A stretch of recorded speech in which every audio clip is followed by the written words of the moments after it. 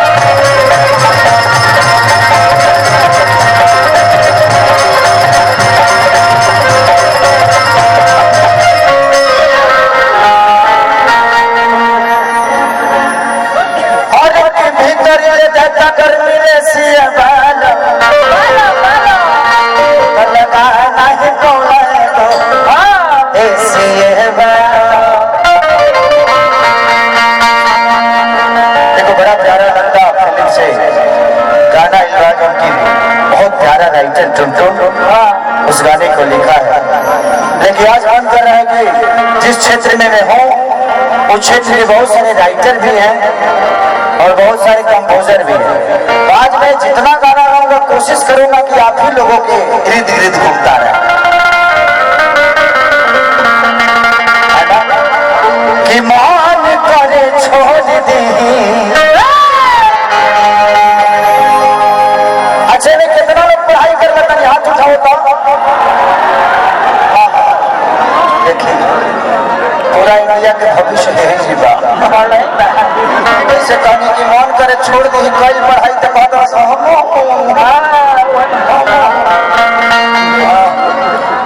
पढ़ाई में कुछ लिखल बा ना। एक बार देख लिया लोग अच्छे भोजन बाद तो बाकी निकल गए। बाबू हिलावत रहे तानी के समाज में आवत रहे कि हाथ पर सिस्टम काम करता।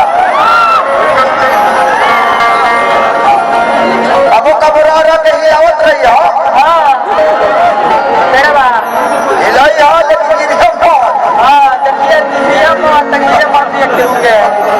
हिलावत रहे तानी के जान जाए कि तू पार हो नहीं तो लगे जो निकल गए अंतरिक्ष में।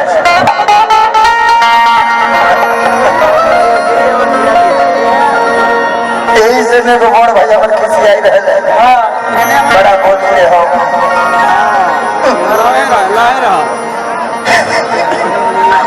कि मन करे छोड़ दी अरे कहिल पढ़ाई हो जाए स्कूलिया में अरे बहुत लड़ाई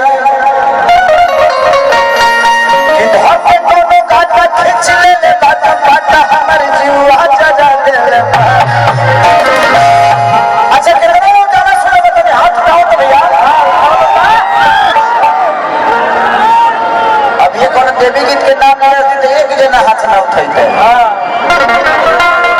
कुछ लोग कहते कि काहे ऐसे गाना गाते हैं भाई, मनोरंजन कभी अश्लील हो ही नहीं सकते। अब उसको कोई दुनिया अपना घर चलाने के लिए अश्लील बना दिया अलग बेटा।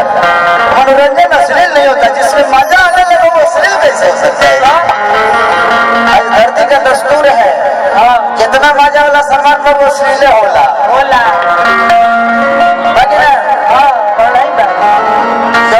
जवन हानिकारक शरीर के करे लागू नीमन लगे। जिलेबी खाए पेट बढ़ जाए, चिड़िया रोग बढ़ जाए, बीमार हो जाए लगे कब बीजे हो गए का खाना खाए के लो नहीं खे खैले बड़ा त्यागी पुरुष लगता है। अभी ले भूखा सब अच्छा घरे जाके रह लोगे आराम से भेज दीजिए। सफर रास्ता है जाने का। दुनिया में जितना चीज नीमन लगेगा ना वो शरीर खातिर हानिकारक होला। बता करिए जिलेबी खाई छोड़ दिए, खाए के तो पड़ी ना।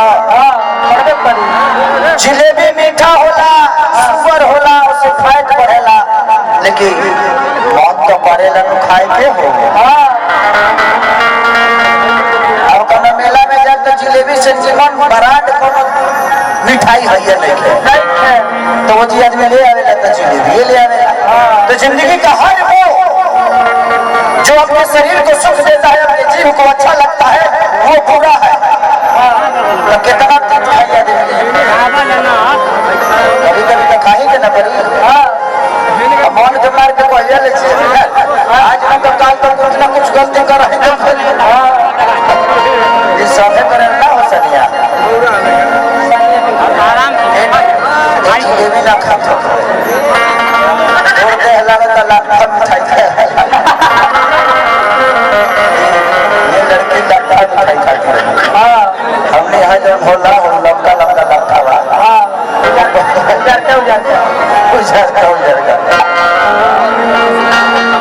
सीरियस मत लेना बेटा, मैं मस्ती करता हूँ। सीरियस मेरी बातों को मत लेना, मुझे ले लेना कभी कभी। मुझे ले लोगी तो मैं भी ढाई देते हूँ, खुश हमाऊँ खुद पूरा दुनिया खुश। कि मोहन करे छोड़ दी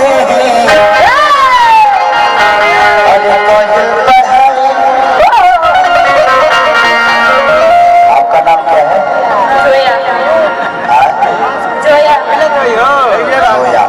जोया। कहाँ जोया? कहाँ जो है? अरे जो है तो बैंक है, बिना जोले भेंटा जाएंगे तो। उस समय से सबका नाम पूछ लेता, इसका नहीं पूछा था। दे दूंगी थी मेरा कब लेंगे ना बाबा। हमेशा आदमी की इच्छा होगा ना कि हमको भी एक बार ले ले, मेरा भी ले लेना जी। हाँ बाबा जैसे हमारे तबला मास्टर है, इनका भी लेना पड़ता है कभी कभी। कि मन करे छोड़ दे अरे कहिल बढ़ाई होला ये सकुलिया में आज बहुत लड़ाई।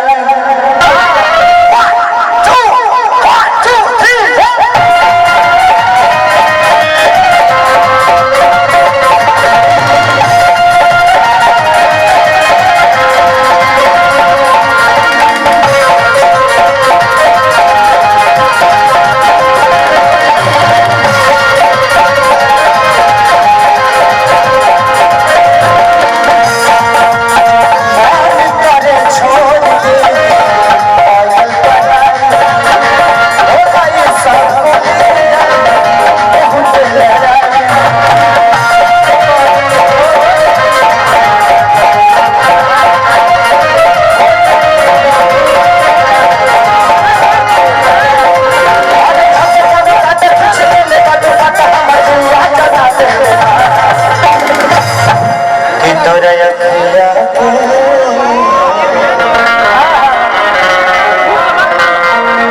जा